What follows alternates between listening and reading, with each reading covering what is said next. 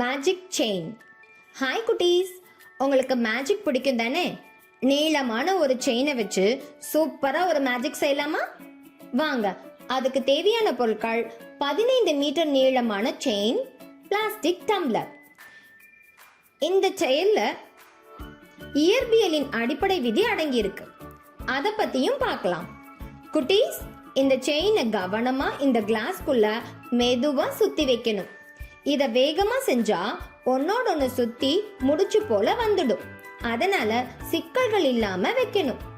செயினின் ஒரு முனையை எடுத்து கீழே மெதுவா விடலாம். பாருங்க, கிளாஸுக்குள்ள இருக்க செயினும் வேகமா இழுத்துட்டு கீழே வருது. ஈர்ப்பு விசையால செயின் கீழே நோக்கி வேகமா வருது. இங்க பாருங்க, செயினின் கீழ் நோக்கிய இயக்கத்தின் வேகம் மெல்ல மெல்ல அதிகரிக்கும் போது கிளாஸ்ல இருந்து செயினும் மிதப்பது போல மேலே எழுந்து பின்னாடி கீழே விழுது. இதை நீங்களே பாருங்களேன், கவனிங்க.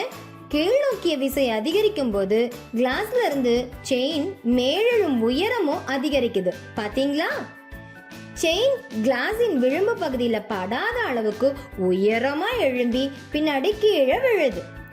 இது பார்க்க ஆச்சரியமா இருக்குல்ல? இது போல நீங்களும் செஞ்சு பாருங்க.